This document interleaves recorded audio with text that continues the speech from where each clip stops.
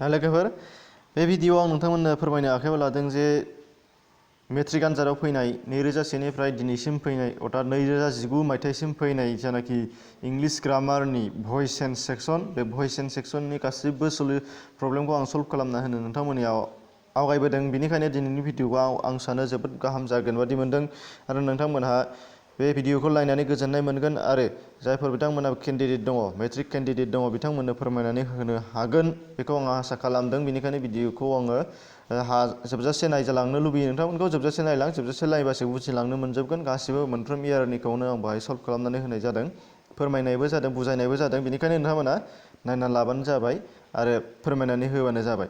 अब्ला लोगोफोर फैदो जों भिडिअ'खौ जागायलांदिनि। बिनि सिगां नोंथांमोना मोनसे खावलायनाय भिडिअ'खौ लाइक खालामनानै दोन जाहाथे लाइब्रेरियाव एड जाना थायो, नुयो, फोरमायफिननो हानाय जायो आरो चेनेलाव गोदानबा साबस्क्राइब खालामनानै ला आरो इन स्क्रिनाव जाखांफैनाय भिडिअ'फोरखौ नोंथांमोना गुबुनखौ नायनो हागोन। आइ बटनाव जाखांफैयो, गेजेर गेजेर गोजौआव डिसक्रिपसन जाखांफैयो, लिंक जाखांफैयो, बेयावबो थुनानै नोंथांमोना नायनो हानाय जागोन। अब्ला फैदो लोगोफोर जों थाबैनो दावगालांदिनि। लोगोफोर फार्स्टआव 2001 आव मोननै फैदोंमोन भइसेन्सआ, बे जाहैबाय मोनसेया पेसिभजों फैदों, मोनसेया एक्टिभजों फैदों। पेसिभजों मोनसे फैदों, एक्टिभजों मोनसे फैदों। पेसिभआव नुनो मोनदों नोंथांमोना was a tiger killed by the Hunter, बे जाहैबाय पेसिभमोन।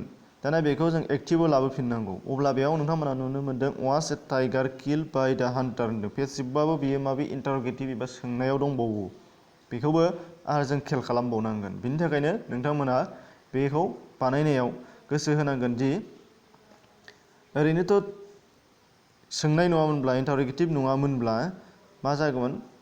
द हान्टार किल्ड ए टाइगार, द हान्टार किल्ड ए टाइगार जाबायमोन। नाथाय सोंनाया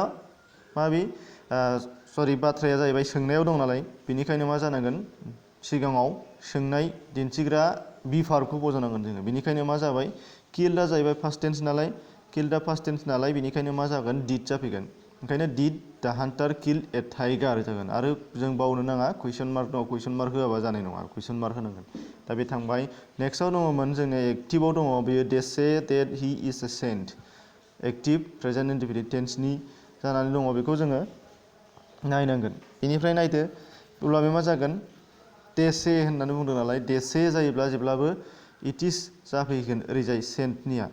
मानो होनबा अबजेक्ट गैया, अबजेक्ट गैया नालाय इट इज जाफैगोन। इट इज सेड डेट, बियो बुंजादों दि हि इज ए सेन्ट। बेखौ जोङो बेबायदि खालामनो हानाय जागोन।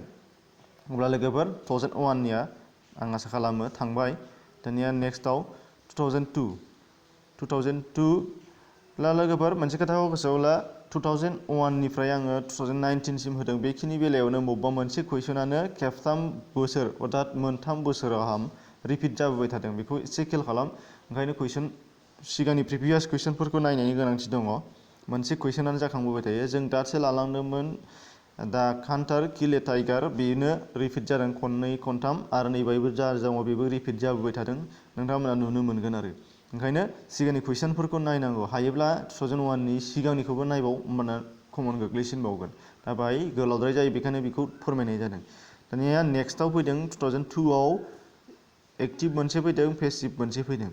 एक्टिभआव दङ मोननै, पिपुल स्पिक इंलिश अल अभार द वर्ल्ड, बिदि फैदोंमोन। दा पिपुल स्पिक होननानै बुंनाय जादों, सुबुंफोरा बुङो, रायज्लायो बा बुङो होनदों। इंराजिखौ मुलुगनाङैनो सुबुंफोरा बुङो होनना बुंदों प्रेजेन्ट इन्डेफिनिट टेन्सनि। नाथाय दाना बाहाय सोर बुङो बाव एक्जाक्ट मख'नाय गैया, पिपुल स्पिक दङ। ओंखायनो बेखौ पेसिभआव लांनांगौबा, जुदि पिपुल स्पिक थायोब्ला इंराजियाव पेसिभआव लांनांगौबा बेखौ जोङो हैनो नाङा। आरो स्पिक पिपुलल' नङा, पिपुलनि अनगायैबो नोंथांमोना सामवान, सामबडि, आन्डारस्टुड बायदिसिना बाथ्रा मोनोबा, बायदिसिना इंराजिनि सोदोब मोनोबा बेफोरखौ पेसिभआव लांनायाव मख'नो नाङा। डाइरेक्टलि जोङो पेसिभआव लांनो हायो अबजेक्ट आरो भार्बनि गेजेरजोंनो। जेरैहाय मा होनदों? इंलिश इज स्पकेन अल अभार द वर्ल्ड, बेबायदि होब्लानो जाबाय आरो। बेनिफ्राय नेक्स्टआ दंमोन पेसिभ। पेसिभआव फैदों द stage was डेक'रेटेड by the students. स्टेजआ गथ'फोरजों साजायजादोंमोन। अब्ला बिदि जोबोद गोरलैथार, फार्स्ट टेन्सनि फर्मनि। अब्ला बेयो मा जाफैगोन? जोंना साबजेक्ट हिसाबै फैगोन दा स्टुडेन्ट्सआ फैबाय। बेनिफ्राय जोंना मा होनो भार्ब फैगोन फार्स्ट टेन्सनि भार्ब डेक'रेटेड दङ जोंना डेक'रेटेड फैगोन ओमफ्राय अबजेक्टआ जोंना साबजेक्ट जाफैगोन साबजेक्टआ अबजेक्ट जाफैगोन दा स्टेजआ फैबाय नै बेखिनि अब्ला बेखौ जोङो बाद दिनि नेक्स्टआव 2003आव 2003आवबो फैदों नाय एक्टिभ मोनसे फैदों पेसिभ मोनसे फैदों एक्टिभ मोनसे फैदों पेसिभ मोनसे फैदों नायदो एक्टिभआव फार्स्टआव मा फैदों ए डक्टर इज एग्जामिनिं दा पेशेन्ट प्रेजेन्ट कन्टिनिउआस टेन्सनि जानानै दङ कन्टिनिउआस टेन्सबा मा जायो जों नोंथांमोना गोसोआव लानांगोन बिइं फज'ना फैनांगोन गुबुननि बायदि नङा कन्टिनिउआसआव आरो बिइं फज'फैगोन बिइं फैगोन बेनिखायनो दा पेशेन्टआ जोंना साबजेक्ट जाफैगोन अबजेक्टआ दा पेशेन्ट प्रेजेन्ट इनडिफिनिट प्रेजेन्ट टेन्सनि नालाय इज फैगोन कन्टिनिउआस टेन्स आइएनजि एग्जामाइनिं नालाय बिइं जाफैगोन बिइं फैगोन बेनिफ्राय एग्जामाइननि फार्स्ट पार्टिसिपल भार्ब अर्थात थार्ड भार्ब जायखौ बुंनाय जायो एग्जामाइन जागोन बेनिफ्राय बाय फैगोन बायनिफ्राय ए डक्टरा साबजेक्ट नालाय डक्टर फैगोन अबजेक्टआव फैगोन अब्ला बे थांबाय बेनिफ्राय पेसिभआव फैदों दा tiger was killed by the Hunter नैबे बासिया बुस्थुआ जाहैबाय दहायनो आं खिन्थाखादों 2001आव फैदोंमोन बियो दा बेजोंनो सेम जागोन दा हान्टार किल्ड दा टाइगार दा 2001आव ए टाइगार जानानै फैदोंमोन नाथाय 2003आव खालि दा टाइगारल' जानानै फैदों खालि नैबे टाइगारनि सिगाङावल' मासे जादोंमोन नाथाय दा गासिबो जायखिजाया मोसाखौनो खिन्थानाय जाहैबाय आरो दानिया 2004आव मोनसे फैदों नोंथांमोना मानो मोनसे जाखो बिदि सानफ्रांनो नाङा बे एग्जाम सिडिउलनि सायाव जायो एग्जामिनारफोर एबा एग्जामनि कुइसन दाननायनि सायाव सोनारो जेरै 2003आव फैयाखै 2003आव भइस चेन्ज फैयाखै नोंथांमोना नुनो मोनगोन सरि 2013आव फैयाखै दानिया 2004आव दङ एक्टिभआव फैदोंमोन साम बयस आरो ब्रक दा विन्डो पेन्स बेयाव मा जाबाय एक्टिभ भइस जानानै फैदोंमोन दाना पेसिभआव बे माबायदि जागोन नायदो साम बयस होननानै बुंदों माखासे गथ'फोरा माबे ग्लास विन्डोनि फिन्सखौ सिफायदों होनदों खोरखिनि फिन्स सिफायदों दा बेयाव मा जाफैगोन दा विन्डो फिन्सआ जाहैबाय अबजेक्टबो नालाय बे साबजेक्ट जाफैगोन ब्रकआ फार्स्ट टेन्स जानानै दङ नै ब्रकआ मा जागोन ओंखायनो वेयार जागोन ब्रकनिया ब्रकेन बाय दा सामवानआ साबजेक्ट जाहैगोन सामवान ओंखायनो दा विन्डो पेन्स वेयार ब्रकेन बाय साम बयस बिदि जाहैगोन 2005आव फैदों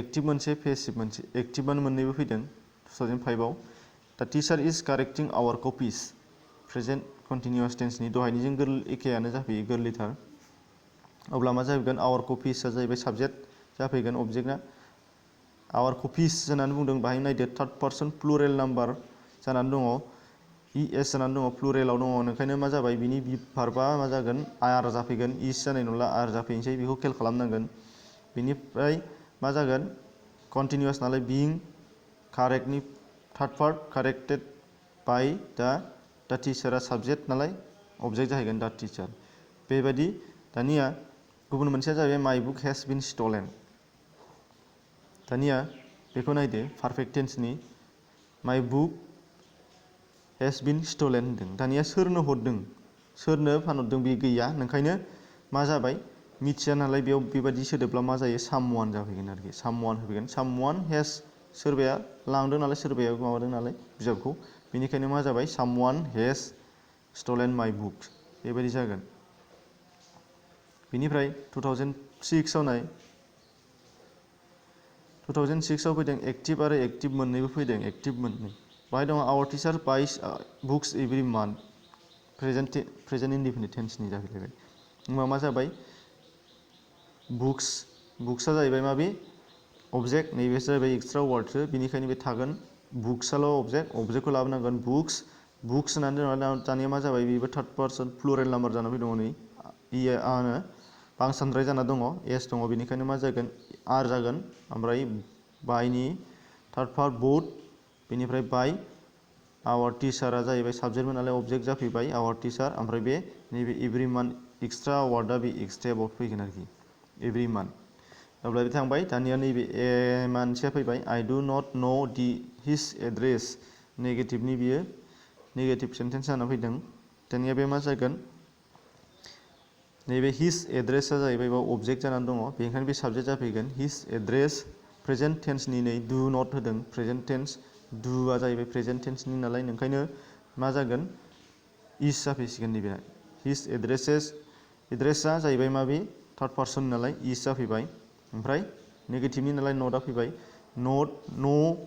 न'जों नन जाफैगोन न'नि थार्ड पार्टआ नन दानि मोनसे खोथाखौ गोसोआव ला ननजों टु जायो बाय जाफैया नन सोदोबजों टु जायो ननजोंल' नङा गिभेनजोंबो जागोन जेरै गिभेन टु जाफैयो गिभेनावबो ओंखायनो ननावबो टु जायो नाथाय बाय जायो आरोखि बेखौबो जों गोसोआव लानांगोन टु आइनिया मि जाफैगोन आरो बे बेनिफ्राय 2007आव मोननै एक्टिभ आरो active I have post the letter एखे सोदोब एखे बाथ्राफ्रानो फैफिनजोबबाय थायो खालि सोदोब सेन्टेन्सआल' सोलायो एखे टाइपआनो फैजोबो I have post the letter I have post the letter अब्ला दा लेटारा जाफैगोन अबजेक्ट नालाय साबजेक्ट जाफैबाय दा लेटार हेभ नालाय हेभआ फैबाय आरो दानिया पारफेक्ट टेन्सनि बि भार्ब थायोबा बेजों बिन जायो हेभआनो जा हेसानो जा हेडआनो जा जेखि जाया ओंखायनो बिन जाबाय पस्टनि पस्ट बाया फैबाय आइनिया मि फैबाय बे गोरलैसो बेनिफ्राय दङ मोनसे दा लेडि हेल्प्स दा पुअर बे जाहैबाय प्रेजेन्ट टेन्सनि जाफैलायबाय दा पुअर्स साबजेक्ट अबजेक्टआ साबजेक्ट जाफैबाय थार्ड पार्सन नालाय इज लेडि हेल्प्स दा पुअर ना प्रेजेन्ट टेन्सनि जादों नालाय इज जाफैबाय हेल्पनि थार्ड पार्ट हेल्प बाय दा लेडिया अबजेक्ट नालाय साबजेक्ट नालाय अबजेक्ट जाहैसिगोन आरो बे 2008आव फैदों एक्टिभ मोनसे आरो मोनसेया बे एक्टिभ फैदों दा he is writing A letter बियो प्रेजेन्ट कन्टिनिउवास टेन्सनि जानानै दङ बेनिखायनो ए लेटार गोरलैथार बेबो ए लेटारा साबजेक्ट जाफैगोन ओमफ्राय इज नालाय इज बेबो थार्ड पार्सन नालाय इज जाफैगोन राइटिंनि माबा कन्टिनिउवासनि नालाय बिइं जागोन राइटिंनि रिटेन बाय हिया हिम जाफैगोन बेखौ मिथिखागौ आरो दा कान्टार किल द टाइगार बेथ' खेबथाम जाबाय नै दहायनो खिथाखादों 2001आव फैदोंमोन आरो मोनसे दहाय एसे सिगाङाव फैबावखांबाय आरो मोनसे फैबावबाय बेखौ आं फोरमायला एखेयानो खेबथाम रिपिट जादों ओंखायनो खेल खालाम बेनिफ्राय 2009आव नोंथांमोना नुनो मोनदों एक्टिभ मोननै फैदों अब्ला द वार्कार्स रिपेयार्ड बाय द ब्रिज अब्ला बेखौ माबोरै लांनाय जागोन दा ब्रिजआ फैगोन बेहाय साबजेक्ट वास रिपेयार्ड होनो नालाय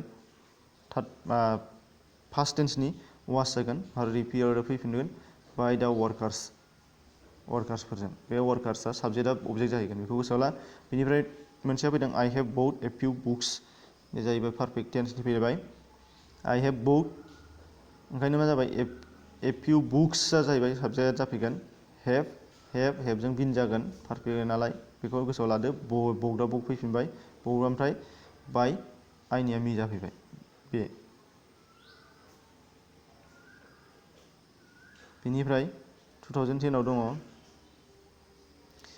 एक्टिभ मोननैबो we discuss the matter thoroughly दानिया दा मेटारा अबजेक्ट जानानै दं बाहाय नैबे एक्सट्रा वार्डसो थ्रुलिया ओंखायनो बे थागोन बेनिफ्राय ओंखायनो मा जाफैगोन दा मेटारा साबजेक्ट डिसकास्डल' होदों बे डिसकास्डआ जाहैबाय फार्स्ट टेन्स नालाय वास जाफैगोन नैबे थार्ड पार्सन नालाय बेनिफ्राय बाय उइनिया आस जायो ओमफ्राय बे थ्रुलिया बाव फैफिनगोन माने एक्सट्रा वार्ड नालाय एक्सट्रा वार्डआ जेब्लाबो लास्टआवनो थाबाय थागोन बेनिफ्राय मोनसेया जाहैबाय दा मेम्बार्स इलेक्टेड हिम सेक्रेटारि अब्ला बे मा जाबाय बेबो फार्स्ट टेन्सनि ओंखायनो मा जाबाय हिया जाहैबाय अबजेक्ट जानानै दङ फैगोन बियो साबजेक्टआव ओमफ्राय इलेक्टेड फार्स्ट टेन्स नालाय वास ओमफ्राय मा इलेक्टेड एबा मा सायख'दों सेक्रेटारि सायख'दों नालाय सेक्रेटारि फैगोन बेनिफ्राय बाय दा मेम्बार्सआ दा मेम्बार्सनि थाहैफिनगोन अबजेक्ट हिसाबै साबजेक्टआ अबजेक्ट जाहैगोन बेनिफ्राय नेक्स्टआव दङ 2011आव फैदों एक्टिभ मोननैबो दा ग्रेन्डमादार लुक्स आफ्टार दा सिल बिदि फैदोंमोन। दासिला नैबाय बेयो अबजेक्ट नालाय साबजेक्ट फैगोन। बे प्रेजेन्ट टेन्सनि नालाय मा जाबाय पास्ट टेन्सनि जेबो सिन गैया प्रेजेन्ट टेन्सनि जादों ओंखायनो इज जाफैबाय। लुक्सनिया लुक जाफैबाय। आफ्टार माला नुदों होनदों बाय द ग्रेन्डमादार बिबैजों। बेखौबो नायदो। बेनिफ्राय मोनसेया दंमोन आइ डिलिभार्ड all the letters.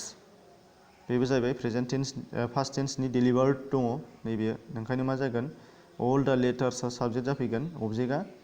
डिलिभार्ड first tense नालाय बियो लेटार्स दा प्लुरेल फर्म नालाय वेयर जागोन।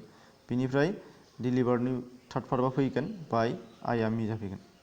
बे गोरलैसो। बेनिफ्राय 2012 नुनो मोन्दों एक्टिभ आरो मोनसे पेसिभ। मोनसे एक्टिभ दाना एक्टिभआव मा दङ चिलड्रेन लाइक सुइट्स प्रेजेन्ट टेन्सनि। होमब्ला मा जागोन सुइट्सआ जाहैबाय गोदैफोर होनदों गोदैफोरखौ मोजां मोनो जानो। बेनिखायनो मा जाबाय प्लुरेल फर्म साबजेक्ट जाफैगोन। ओमफ्रायो प्लुरेल नालाय आर जागोन। लाइकनि थार्ड पार्ट लाइक बाय चिलड्रेन आरो चिलड्रेन गथ'फोर। बेनिफ्राय मोनसेया जाहैबाय पेसिभ बाय हुम केन दिस बि डान। बे जाहैबाय साबजेक्ट गैयामोन साबजेक्ट गैयै बेनिखायनो साबजेक्ट गैयाबा हु थायोबा बाय हुम फैयो साबजेक्ट गैयाबा एबा सोर होननानै सोंनाय जायोब्ला बाय हुम फैयो। बेखौ जोङो भइसेन्स लाबानो जों मोनखायो। बेनिखायनो बाय हुम थानाय लोगो लोगो जों बुजिनांगोन बाहाय हु फैगोन साबजेक्ट गैयामोन नालाय ओंखायनो हु फैगोन। हु फैबाय ओमफ्राय भार्बआ जाहैबाय केन प्रेजेन्ट इनडिफिनिट टेन्सनि जायो केन नालाय बाहाय नुनो मोनखादों ओंखायनो प्रेजेन्ट इनडिफिनिट नालाय केन। डाना जाहैबाय डु भार्बआ डु ओमफ्राय अबजेक्टआ जाहैबाय दिस। बेखौ जोङो नुनो मोनगोन ओंखायनो कुइसन मार्कखौ जों बावनो नाङा ओमफ्राय कुइसन मार्क। 13आव गैयामोन आं बहाय बुंखादों 2013आव फैयाखै। बेनिफ्राय 14आव नाय पेसिभ मोनसे एक्टिभ मोनसे दङ एक्सिडेन्ट्स आर कज्ड बाय केयारलेसनेस। बेखौ नायदो केयारलेसनेसआ अबजेक्ट जानानै दंहैयो अब्ला बे साबजेक्ट जाफैगोन। पास्ट टेन्सनि प्रेजेन्ट टेन्स कज्ड जाफैगोन पास्ट टेन्सनि जाफैगोन बेयो कज्ड ओमफ्राय एक्सिडेन्ट नालाय एक्सिडेन्टआ मा जाफैबाय अबजेक्ट जाहैगोन। नैबे एक्सिडेन्टमोन एस थालांदों बाहाय प्लुरेलमोन। बेनिफ्राय मोनसेया जाहैबाय एक्टिभ दं हु डिड दिस वार्क बे खामानिखौ सोर मावदोंमोन। बे दाना दहायनो खिन्थाखादों हु साबजेक्ट गैया नालाय बेयाव सोंनाय नालाय बेयाव दासो सिगाङाव जालांदों बेयो बाय हुम जानानै फैगोन बाय हुम फैबाय नै। ओमफ्राय डिड होनदों फार्स्ट टेन्स नालाय वास जाफैगोन। दिस वार्कआ अबजेक्ट नालाय बाय फैगोन ओमफ्राय साबजेक्ट जाहैगोन भार्ब जाहैगोन मेन भार्बआ डिड नालाय डान डु डिड डान ओमफ्राय कुइसन मार्क बेखौ गोसोआव ला। बेनिफ्राय 15आव दङ पेसिभ मोनसे एक्टिभ मोनसे फैदों। पेसिभआ दङ we were surprised at his conduct. अब्ला साबजेक्टआ जाफैगोन एट हिज कन्डाक्टआ जाफैगोन साबजेक्ट अबजेक्ट जाहैनानै दङ नालाय। बेनिफ्राय वी आर नालाय फार्स्ट टेन्स नालाय सारप्राइजआ सारप्राइज फैगोन वीआ जाफैगोन आस। बेनिफ्राय मोनसेया जाहैबाय एक्टिभआव दंफैयो why did your father review such as honourable job. दानिया वाइ डिड होननानै बुंदों WH टाइप हौवायानो जा हुआनो जा हाउआनो जा बे सोलायनो रोङा साबजेक्टआ बेयावनो थाबाय थायो हौवायाबो थागोन हाउआबो थागोन। बे मोननै बुस्थुखौ जों गोसोआव लानांगोन जाय भइसेन्स लायो बिसोर मिथिखागौ। मिथियाब्ला नायनानै ला मोजां ग्रामार बिजाबनिफ्राय WH टाइप होननानै बुंनाय जायो जायखौ हौवाय आरो हाउ। नाथाय हुनि नङा हुनिया जाहैबाय बाय हुम जाबोबाय थागोन बेखौ जों नुलांखाबाय। नाथाय नैबे मोननै हौवाय आरो हाउआ बाहाय मा जायो साबजेक्टआ सोलायनो रोङा बावनो थाबाय थायो बिनि उननिफ्रायसो सोलायगोन आरोखि। होमबा मा जागोन वाइ डिड होनदों फार्स्ट टेन्स नालाय ओंखायनो मा जाबाय ओरैजाय कुइसन नालाय सोंनाय नालाय साच एन अनारेबल जब बे जाहैबाय मामोन अबजेक्टमोन। बे अबजेक्टआ जाना बेवहाय साबजेक्ट जाना फैगोन आरो सोंनाय नालाय दाना बिनि उनाव थानांगौ जाय बि भार्ब बे वासआ सिगाङाव थागोन आरोखि थार्ड पार्सन नालाय वासआ सिगाङाव थाफैगोन। बेनिफ्राय मा जागोन ओरै थाखाबाय नालाय बि भार्बआ दानिया मा जानोसै भार्बआ थानोसै मेन भार्बआ थानोसै माबे रिभिउसआ रिभिउसड जाहैसिगोन बाय इयर फादारआ बाहाय साबजेक्ट नालाय अबजेक्ट जाहैसिगोन बेखौ गोसोआव ला। बेनिफ्राय 16आव दङ एक्टिभ पेसिभ मोननै फैदों। एक्टिभआव दङ दा स्टुडेन्टस इलेक्टेड हिम सेक्रेटारि। दा बे दहायनिजों एखे बाहाय फैदोंमोन दा मेम्बार्स इलेक्टेड हिम सेक्रेटारिमोन दहायनिया बे रिपिट जाफैदों खालि दा स्टुडेन्टसल' जादों ओंखायनो एखे ओंखायनो बे जागोन बेखौ खिन्थाफिनला हि वाज इलेक्टेड बाय दा स्टुडेन्टस गोरलैसो बेनिफ्राय मोनसेया जाहैबाय दा स्टेज वाज डेक'रेटेड बाय दा स्टुडेन्टस बियो पेसिभ जानानै फैदों सिगाङाव बेबो फैखांबाय दहाय सिगाङाव दा स्टुडेन्टस इलेक्टेड बाय दा डेक'रेटेड दा स्टेज जानानै दंमोन दहायनियाव एक्टिभ जाना फैदोंमोन दा पेसिभा सिगां जाना फैदों एक्टिभा जों बानायनांगौ जानानै फैदों मोननै बेबो खननै रिपिट जाबाय नैबेबो खनसे रिपिट जाफिनबावबाय बेखौ गोसोआव ला बेखौ आं फोरमायफिनला नोंथांमोननो दहाय खिन्थाखांखाबाय दानिया नेक्स्टआव दङ 17 आव मोननै फैदों एक्टिभ आरो पेसिभ बे जाहैबाय फार्स्टनिया पिपुल स्पिक इंलिश अल अभार द वर्ल्ड बेयो रिपिट जाबाय आं बेखौ फोरमायफिनला दहायनो खनसे फैखांखाबाय बियो नाय माबायदि फैफिनबाय थादों नोंखायनो सिगांनि प्रिभियास कुइसनखौ नायनांगोन बे फैखांखाबाय आं बेखौ फोरमायला दानिया मोनसेया जाहैबाय पेसिभबो जानानै फैदों आमेरिका वाज डिसकभार्ड बाय कलम्बास आमेरिकाया कलम्बासजों दिहुनजादोंमोन होननानै बुंदों बेयो पास्ट टेन्सनि ओंखायनो मा जाबाय कलम्बासआ जाहैबाय साबजेक्ट जाफैगोन साबजेक्ट अबजेक्टआ मेन भार्बआ जाबाय डिसकभार्ड पास्ट टेन्सनि नालाय डिसकभार्ड जाफैबाय ओमफ्राय पास्ट इनडिफिनिट टेन्स जागोन नालाय बेनिफ्राय मा जाफैबाय आमेरिका दिहुनजादोंमोन बे गोरलैथार जोबोद गोरलै बेनिफ्राय 18 आव फैदों दा लेटार हेज बिन पस्ट बेयो दहाय एखे सोदोब बाथ्रा फैखांबाय नाथाय सोदोबफ्राल' सोलायबोदों मोनसे मोननै एखे सेन्टेन्स फैदों दा letters have been past perfect टेन्सनि दानिया सोरनो हरदों होनदों हेभ बिन पस्ट सोरजों हरजादों मिथिया नालाय बेबायदि मिथियै जाबाथाय थांखिखानाय साबजेक्ट गैयाब्लाथाय बेयो मा जाफैगोन सामवान जागोन आं दहायनो खिन्थाखादों नोंथांमोननो सामवान सोरबा हरदों आरोखि ओंखायनो सामवान ओमफ्राय हेभा हेभ फैगोन पस्ट दा लेटार बेबायदि जागोन बेनिफ्राय एक्टिभआव दङ हि डिड दा वार्क एलन हि डिड दा वार्क एलन बेबो पास्ट टेन्सनियानो नायदो अब्ला मा जागोन दा वार्कआ साबजेक्ट जानानै दङ बेखौ लाबोगोन दा वार्क वाज पास्ट टेन्स नालाय डिडनि पास्ट टेन्स डिडनि आरो डिडआनो मा बे भार्ब जानानै दं मेन भार्ब बेनि थार्ड भार्बआ जाबाय डान माबायदि हायनो हारसिं एलन बाय सोरजों हिम हिया ओरैजाय अबजेक्ट जाफैबाय हिम नेक्स्टआव दङ 19 एबा जोबथा बेयाव गासै मोननै फैदों एक्टिभ मोननै आइ हेभ लस्ट माइ इंलिश टेक्स्ट बुक बेबो मा जाबाय पारफेक्ट टेन्सनि बेबो गोरलैथार मा गोमाजादों इंलिश टेक्स्ट बुक माइ इंलिश टेक्स्ट बुक बे जाहैबाय साबजेक्ट अबजेक्ट जानानै दङ ओंखायनो बे साबजेक्ट जाफैगोन ओमफ्राय दाना बाहाय आइजों फार्स्ट पार्सन सिंगुलार नाम्बार नालाय हेभ जादोंमोन नाथाय माइ इंलिश टेक्स्ट बुकआ साबजेक्ट जाफैनाय लोगो लोगो बियो थार्ड पार्सन जाफैबाय थार्ड पार्सनजों जेब्लाबो सिंगुलार नाम्बारजों हेज जायो बेनिखायनो बेयो बि भार्बआ सोलायनाय हेज जाबाय आरो हे पारफेक्ट टेन्स जायोबा बिन जायो बेखौ बिन जाबाय ओमफ्राय दानिया मेनआ जाहैबाय मामोन लस्टनिया थार्ड भार्बआबो लस्ट ओंखायनो बे लस्ट जाफैगोन बेनिफ्राय मोनसेया दंमोन active he was punished for his misconduct बे पास्ट टेन्सनि जाफैबाय होमब्ला मा जाफैबाय बेबो मोनसे थांखिनाय गैयि सोरजों पानिशमेन्ट मोनदों बेबो गैया थांखिनाय गैया बेनिखायनो मा जाबाय दासो बुंलांनायजों एखे बेयो सोरजोंबा होननाय जागोन ओंखायनो सामवान फैगोन बाहाय सामवान ओमफ्राय बेनिफ्राय मा जाबाय भार्बआ फैबाय मेन भार्बआ पानिश्ड सोरखौ होदों हिया हिम फैबाय मानि थाखाय बुजादों फर हिज मिसकन्डाक्ट बे एक्सट्रा वार्ड नालाय फर हिज मिसकन्डाक्टआ जाफैगोन अब्ला 2019 सिम जोबफैबाय नोंथांमोना दा माबायदि मोनदों जुदि आं आसा खालामो नोंथांमोना बाव माबाफोर गोरोन्थि नुहुरदोंबा नोंथांमोना कमेन्ट बक्सआव लिरनानै कारेक्ट खालामनानै हरगोन जाहाथे नायगिरि बिथांमोना सल्भ खालामनानै मोनो आंनिखौ गोरोन्थिल' जादों होननानै बुङोब्ला आं गोरोन्थिया बबे जादों नुनो मोननाय नङा आरो सल्भ खालामनानै फोरमायफिननो गोब्राब जागोन बेनिखायनो नोंथांमोना जुदि बबेयावबा गोरोन्थि नुदोंब्ला नोंथांमोना बेखौ एडिट खालामनानै एडिट खालामनानै नोंथांमोना कमेन्ट बक्सआव नोंथांनि जानाखि बुंनांगौ नोंथांनि जानाखि एन्सार बेखौ लिरना हरबानो जाबाय नायगिरिफ्रा बेवहायनो नायै सलिउसन खालामनानै लानो हानाय जागोन आं आसा खालामो नोंथांमोननि भिडिअआ जोबोद गोनांथि जागोन बादि आं सानदों मानो होनब्ला जोङो कुइसन बेंक बाहायो कुइसन बेंकआव खालि कुइसनल' मोनो सल्भ खालामनाय मोना आरो जोंनाव थियारिटि आथिखालाव ओंखारो थियारिटि थाब्लाबो मा जायो जे इयाराव बारदों बेनि मोनसे सिगां बोसोरनिल' सल्भ खालामनाय थायो जेरै 19नि बायदोंबा 18निल' सल्भ खालामनाय थागोन नाथाय एसेबां गोबाव बोसोरनि मोना जोङो मोनफ्रोम बिजाबावनो जों मोना बेनिखायनो नोंथांमोना बे भिडिअखौ आसा खालामो मोजां मोनदों जानो हागौ आरो फोरमायनानै होगोनखौ आं आसा खालामो मानो होनबा बेबायदि खेबसेयैनो सलिउसन खालामनाय जों टेक्स्ट बुक एबा बिजाब बा ग्रामारफोर बिजाबफोर जों मोननो थाङा, बेखौ आं बुथुम नागिर आं सल्भ खालामनानैसो बानायनाय जादों। बेनिखायनो गोरोन्थियाव जादों जानो हागौ, नोंथांमोना गोरोन्थि जाबाय बायदोंबा सुद्रायनानै हरबानो जागोन एबा सुद्रायना हरगोन होननानै आसा खालामो। अब्ला लोगोफोर दिनैनि थाखाय एसेनोसै, गोजोन्थों।